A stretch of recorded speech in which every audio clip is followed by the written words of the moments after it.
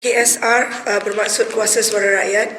Ianya ditubuhkan berlandaskan senario politik yang berlaku pada hari ini kerana saya sebagai orang lama di dalam politik, walaupun saya tak memegang jawatan, tetapi saya merasa terpanggil apabila ribuan rakyat mesej dalam inbox saya setiap hari meminta sesuatu dilakukan.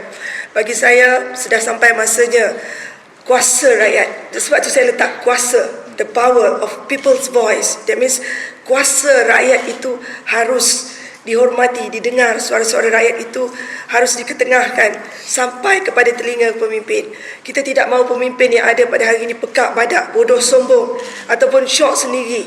Kita nak bila kita bergerak dalam satu kumpulan yang ramai, yang mempunyai maruah, yang mempunyai visi, mempunyai pandangan, supaya mereka punya kesombongan, keangkuhan itu ditone downkan sedikit. Sebab hari ini saya sedih, sebab tu saya mengaku I'm sure. Saya tengok video saya umumkan keluar daripada UMNO sampai 350,000 orang viewers, dan saya percaya rakyat nak dengar apa yang saya cakap. Kenapa saya umum keluar dari UMNO? Kerana I'm sure the whole Malaysian tahu prinsip saya. Saya dengan tone, orang kata I'm a person with principle. Saya boleh duduk dalam satu grup, saya boleh duduk dalam satu parti berpuluh tahun, tetapi kalau sampai ke tahap mata telah ditoreh, hati telah dicucuk, no more. That's the reason why I quit from UMNO. That means I'm a person with principle. Kalau ketika zaman Anwar saya menentang, sampai saya make sure dia diheret ke muka pengadilan, sampai dia ke penjara. Tapi kenapa zaman berikutnya saya menyokong? Kerana saya rasa masih ada asas-asas yang boleh saya hormati. Tetapi bila hari ini di bawah kepimpinan Datuk Najib Razak, saya rasa penghormatan itu telah hilang. Sebab itu kita tubuhkan KSR ini untuk kita kembalikan maruah rakyat, suara rakyat, hak rakyat di landasan yang betul. That's the reason why. Agenda pertemuan kita pada hari ini, saya memang ada yang lebih penting. Alhamdulillah banyak NGO yang hadir pada hari ini, seperti Ayah Rock, Ayah King, ada a few belia yang saya tak ingat nama, yang masing-masing mempunyai ahli yang begitu ramai. Satu-satu NGO between 1,000 ke sampai 10,000 dan 20,000 ahli. Walaupun mungkin kamu nampak tak berapa ramai hari ini, tetapi saya memilih ketua-ketua NGO yang mempunyai gabungan ahli yang ramai, dan tujuan utama saya mengumpulkan mereka pada hari ini.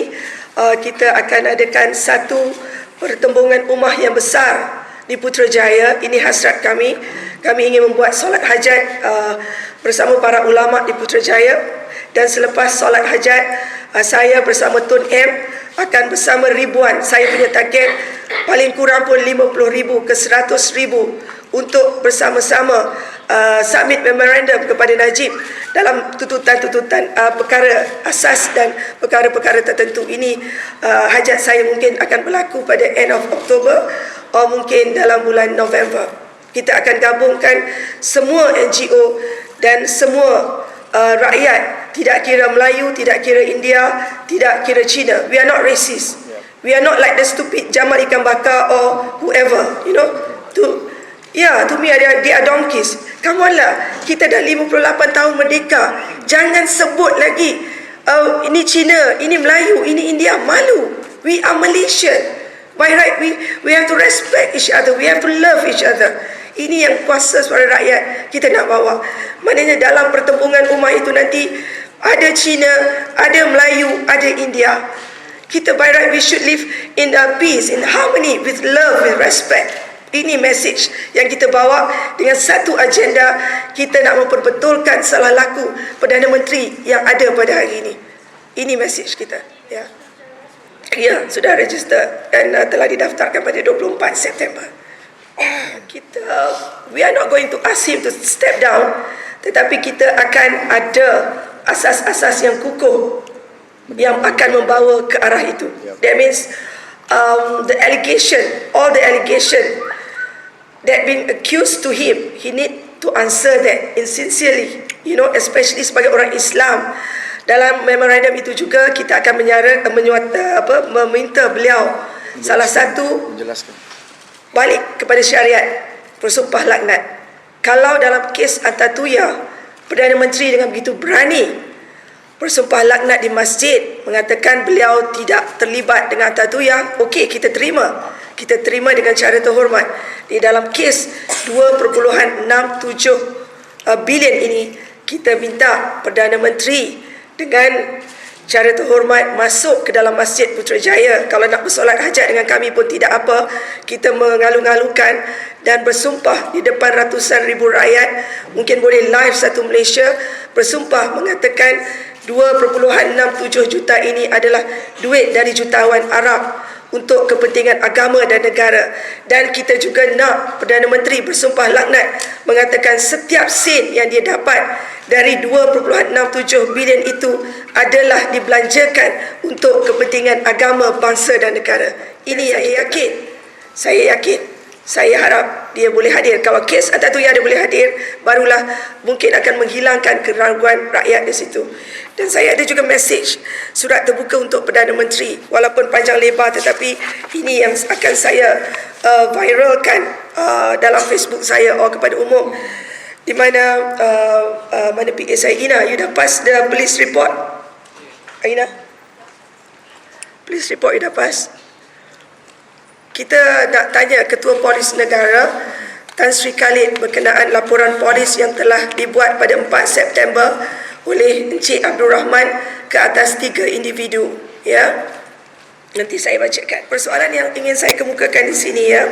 Saya ingin bertanya kepada Ketua Polis Negara Tan Sri Khalid berkenaan status laporan polis yang telah dibuat oleh Encik Abdul Rahman pada 4 September 2015 berkenaan 3 individu, iaitu pertama, Pengerusi Lembaga Penasihat Datuk Seri 1MDB Datuk Seri Muhammad Najib Tun Razak.